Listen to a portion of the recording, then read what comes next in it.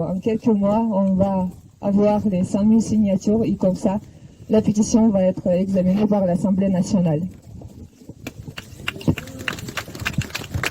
Je passe la parole à qui va approfondir maintenant.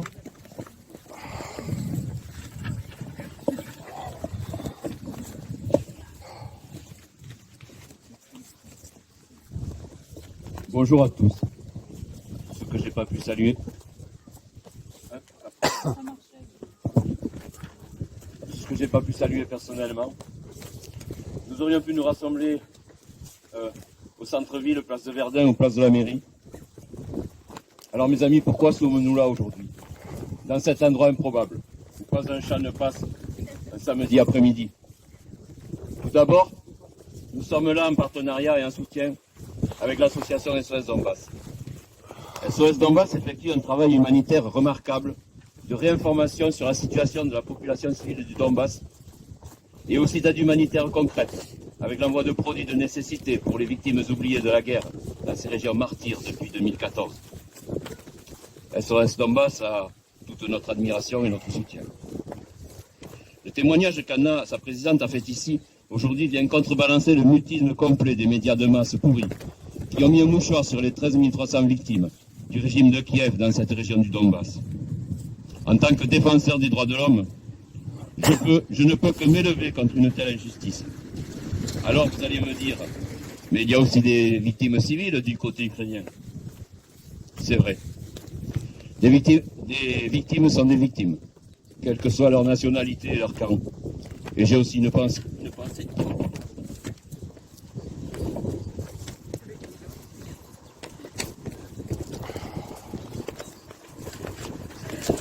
Ah, le sang. Problème devant.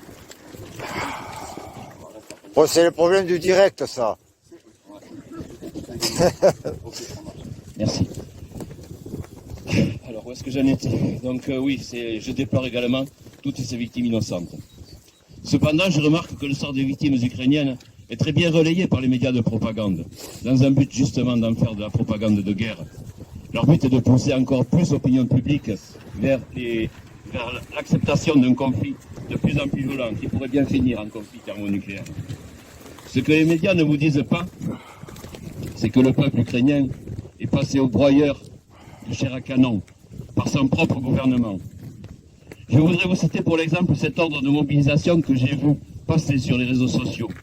Cet ordre de mobilisation concernait un adolescent ukrainien de 16 ans. J'ai été choqué. Ça m'a rappelé une triste histoire.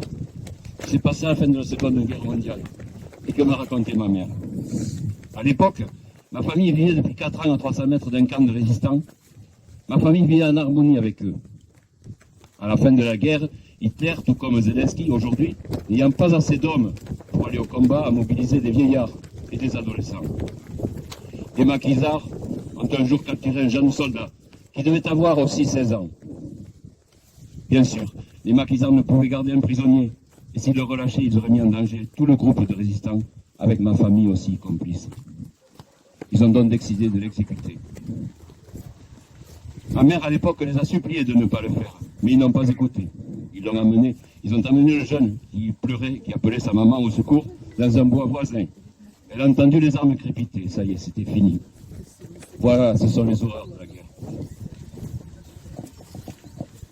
Imaginez-vous ce que ce pauvre gamin ukrainien va faire lorsqu'il va se trouver en première ligne.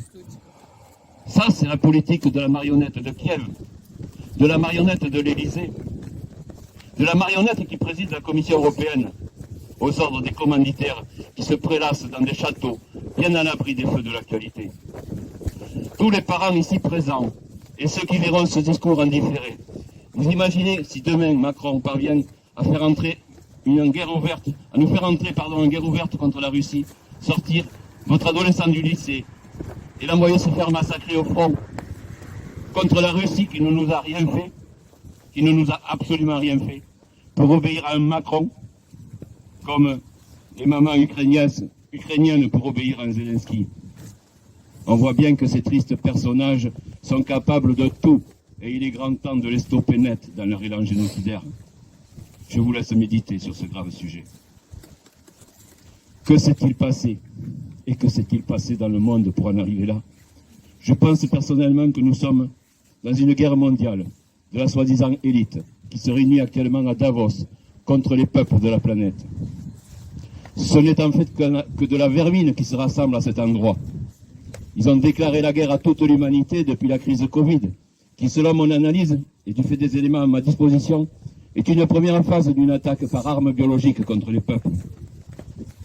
Rappelez-vous-le, nous sommes en guerre de Macron. Il n'a pas menti. Lui et ses commanditaires sont effectivement en guerre contre nous, le peuple. Et on le voit tous les jours. Et pour parler d'actualité, la réforme des retraites qu'il veut imposer à la France est parfaitement inutile, vu les centaines de milliards.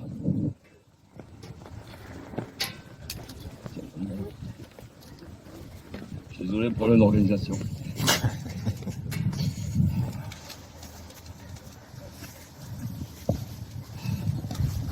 Je suis désolé, avec le vent et le froid, c'est pas facile.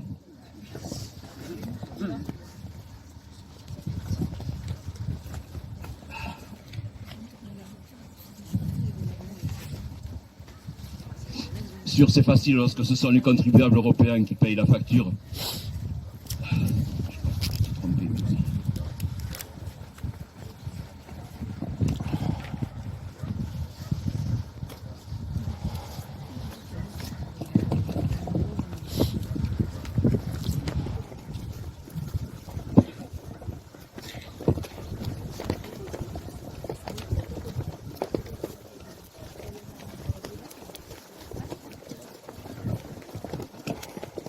Excusez-moi, petit problème d'organisation là. Donc je disais, on le voit tous les jours et pour parler d'actualité, la réforme des retraites qu'il veut imposer à la France est parfaitement inutile, vu les centaines de milliards du fonds de réserve de retraite. Les retraites n'ont aucun problème financier. C'est aussi un acte de guerre contre le peuple français. Les syndicats et les partis politiques feraient bien de voir les choses sous cet angle, car ils ne peuvent pas l'ignorer. Alors, cette parenthèse, revenons à notre sujet. Nous sommes depuis 2020 dans une guerre mondiale sous une forme sournoise avec deux armes biologiques, que sont le Covid et le vaccin, qui ne sont que les deux faces de la même pièce. Cette première phase est suivie d'une guerre mondiale par procuration contre la Russie. Le fait que 41 nations alimentent en armes le champ de bataille est un acte de guerre. Le nombre des nations concernées nous permet de la qualifier de mondiale. Les conséquences seront catastrophiques, tant pour le peuple ukrainien que pour les autres peuples qui sont entraînés dans cette folie pour satisfaire l'appétit de sang, d'argent et de pouvoir des banquiers Rothschild, des industriels Rockefeller et de leurs alliés et vassaux qui veulent nous imposer un nouvel ordre mondial unipolaire. Leur volonté écrite de façon anonyme dans le granit des Georgia Guidestone n'est-il pas là? N'est-il pas de réduire la population mondiale à 500 millions d'habitants? L'envoi massif d'armes lourdes à l'Ukraine va obliger la Russie, en contrepartie, à intensifier sa mobilisation et l'utilisation d'armes nettement plus puissantes. Cet envoi de l'OTAN favorise l'escalade militaire. La guerre par procuration n'est valable que tant qu'il y a un mandataire, à savoir l'Ukraine. L'armée ukrainienne commence à se replier sur certaines positions. L'envoi massif d'armes ne réglera pas le problème, et heureusement pour les belligérants que le régime de Kiev est corrompu, car ils revendent les armes qu'ils reçoivent sur le marché noir. Beaucoup de ces armes n'iront pas au front, car bien souvent revendues à 1% de leur valeur. Bien sûr, c'est facile lorsque ce sont les contribuables européens, américains qui payent la facture. Et en parlant de contribuables, je le dirais en deux mots, les contribuables. On commence déjà à retrouver certaines de ces armes dans quelques pays africains, paraît-il. L'envoi massif d'armes, disais-je, risque de transformer rapidement cette guerre par procuration en une guerre ouverte entre l'OTAN et la Russie. Sachant que les stocks d'armes sont au niveau des pays de l'OTAN sont au plus bas, les seules armes radicales qui restent dans les arsenaux et qui peuvent permettre une victoire rapide, ce sont les armes nucléaires. Les seuls dans ce monde à s'en être servis dans l'histoire, ce sont les USA, rappelez-vous. Et je pense qu'ils n'hésiteront pas à le faire une seconde fois au nom de la sacro-sainte démocratie qui justifie tous leurs crimes de par le monde. Ils essaieront de faire en sorte que les Russes soient dans l'obligation de tirer les premiers, tout comme ils ont bien manœuvré pour obliger les Russes à intervenir le 24 février 2022 et à porter le chapeau de la responsabilité de l'intervention en Ukraine. L'autre volet responsable de cette situation internationale explosive, c'est aussi le volet économique et surtout monétaire. C'est très important d'en parler, car c'est le nerf, pour ne pas dire l'origine de la guerre. Avec la montée en puissance économique de la Chine qui se hisse au premier rang, l'endettement des USA qui est abyssal et la fin du paiement des factures énergétiques obligatoirement en dollars fragilisent cette monnaie. Tous ceux qui se sont attaqués à la suprématie du dollar ont très très mal fini. Le premier était Saddam Hussein, qui voulait se faire payer le pétrole irakien en euros. Le deuxième était Muammar Kadhafi, qui était en passe de créer une monnaie africaine, le dinar or, le pétrole libyen devant être payé dans cette future monnaie. C'est Vladimir Poutine qui a ouvert le paiement des factures énergétiques dans d'autres monnaies que le dollar.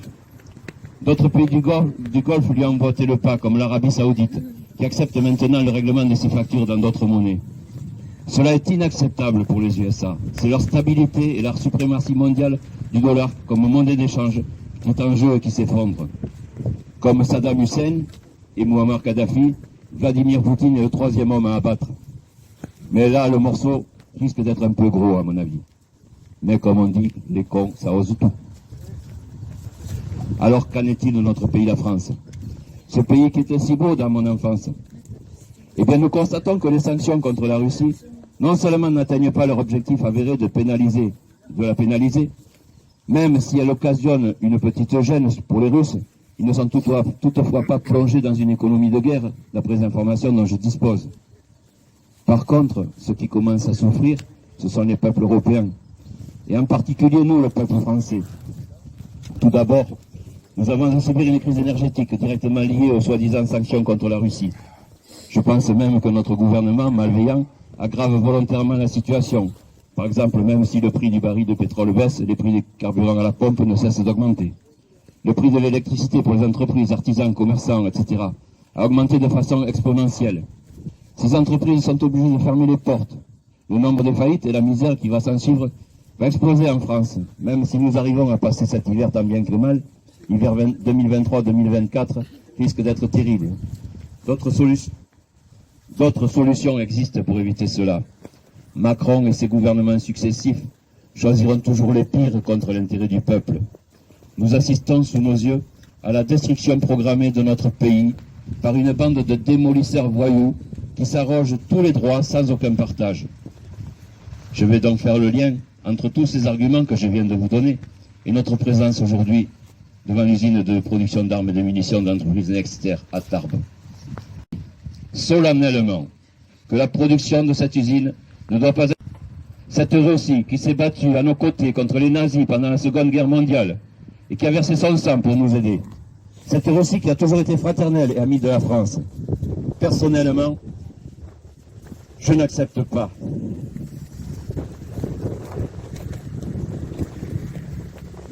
Je n'accepte pas d'être mis au pied du mur, d'avoir à faire un tel choix que voudrait m'imposer ce petit freluquet, arriviste et psychopathe qui siège frauduleusement à l'Élysée. Il met en danger directement les personnes qui travaillent sur ce site. Et aussi la population tarbaise qui réside tout autour. L'acte de guerre de Macron pourrait générer à tout moment, de jour comme de nuit, une riposte militaire russe sur le site stratégique de cette usine. La Russie sera en état de légitime défense, on ne peut que le comprendre. Mais cette situation est inacceptable. Ensemble, mes amis, comme nos aïeux, nous devons résister à cet ennemi intérieur qui infeste les palais de la République. Ça devient vraiment trop grave, ce qu'ils sont en train de faire. Nous voulons la paix. C'est pourquoi pas une arme ne doit venir envenimer le conflit. La France doit apaiser les belligérants et les raisonner pour parvenir à négocier, comme elle l'a toujours fait dans ce genre de situation. À ce sujet, je suis outré d'apprendre de la bouche d'Angela Merkel et de François Hollande que les accords de Minsk ont été une duperie pour permettre à l'Ukraine de se renforcer militairement afin d'affronter la Russie. Tout était prémédité, tout était bien calculé. Je pense que les Russes l'ont bien compris. Et nous sommes surpris aujourd'hui de voir qu'ils se sont renforcés à tel point qu'ils ont une suprématie militaire et technologique sur les pays de l'OTAN. Alors pour conclure, nous voulons la paix. Aucune arme de la France pour l'Ukraine. Aucune munition venant du site Nexter de Tarbes pour l'Ukraine. Soutien aux victimes civiles oubliées du Donbass. Vive l'amitié et la fraternité entre les peuples français, russes et ukrainiens. Vive la France libre, vive la France fraternelle, vive la France éternelle. Merci de votre attention.